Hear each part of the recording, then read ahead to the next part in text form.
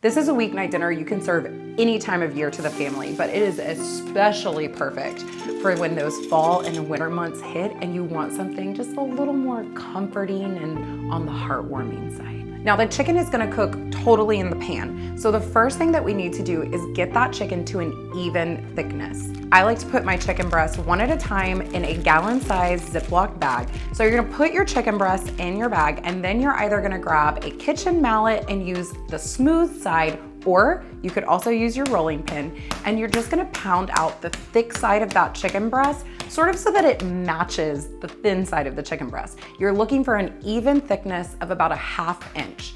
I like to use my hand to sort of feel over the chicken to make sure that we're completely smooth, no lumps or bumps, and an even thickness all the way around. Now, before we can get to searing, we still have a couple more steps. And the first one is to grab a couple paper towels, and you're just gonna dab all the excess moisture away from the chicken breast. What this is gonna do is it's going to take the water away and allow for the oil to stick. So we're gonna get that excess moisture off, then you're gonna lay the chicken down and you're gonna drizzle your chicken breast with about a tablespoon of oil. Rub that oil in on both sides, and now we're gonna bring in the seasoning. So you'll season the chicken breast with about 1 tablespoon of Cajun Creole or blackened seasoning, and then you're gonna rub that in on both sides of the chicken. Now you're gonna add 2 tablespoons of oil to a large saute pan over medium-high heat and let that come to temperature.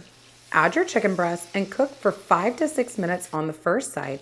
Then you'll turn the chicken and cook for about 3 to 4 minutes more.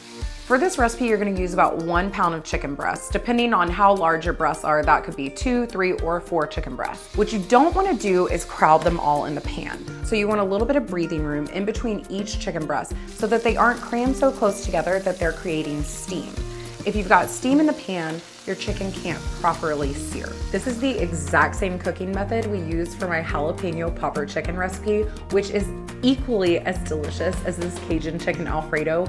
Be sure you check that one out too. It does not disappoint. Set the chicken aside and move on to the vegetables. For this recipe, you'll need a ½ of a green bell pepper seeded and sliced into 1/4-inch strips, ½ of a red bell pepper seeded and sliced into 1/4-inch strips, and ½ of a yellow onion sliced into 1/4-inch strips.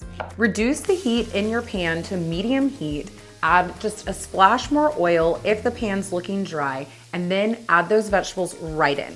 You're gonna saute the vegetables for about 8 to 10 minutes, just until those bell peppers have completely softened and are totally fork tender. Once your veggies are softened, you'll add in your garlic. You'll need 2 cloves of garlic minced. That goes right into the pan, and then you're gonna stir that around for just about 1 minute. Now we're gonna move on to that homemade Cajun Alfredo sauce. This is where it starts to get really, really good. Sprinkle 2 tablespoons of all-purpose flour over the veggie mix and stir that around until the flour no longer looks dry. Now you're gonna start adding in your half and half. Rather than slowly streaming in the half and half all at once, we're gonna use a little trick that I use all the time in a ton of my recipes. We use it in my homemade hamburger helper. We use it in my steak pasta. We use it in the chicken a la king. This is a tried and true method, and it works like a charm every single time. Just know I'm going to have all of those recipes ready and waiting for you in a playlist after this video's up. So you're gonna add that half and half in, 1 big splash at a time, stirring after every addition until the mix looks totally smooth. Once all of your half and half has been totally incorporated, you're just gonna let this mix simmer for about 5 minutes, stirring it every so often. Here comes the Parmesan. Now, we are huge advocates of fresh ingredients and freshly grated cheese around here, but grating Parmesan is the absolute worst. So if you have a mini food processor, now is a great time to pull it out, fit it with a blade attachment, cut your Parmesan into little chunks, drop it right in, and blend it up. If you don't have a mini food processor, you totally get a hall pass here. Just buy the grated Parmesan. You're gonna need 1/3 cup. You'll add it right to the sauce, along with 1 teaspoon of Cajun, Creole, or blackened seasoning, along with 1½ teaspoon of kosher salt. And now you're gonna add in some pasta. For the pasta, you have options. You can use penne pasta, rigatoni, you could use linguine, whatever you like. You're gonna wanna use about 3/4 of a 16-ounce package. Just cook your pasta according to package directions, drain it, and add it right to the sauce. Stir that around until the pasta is evenly coated, and now we're gonna move back over to the chicken. Your chicken should be cooled and totally ready to handle by now. You just wanna cut it against the grain into 1/4-inch strips.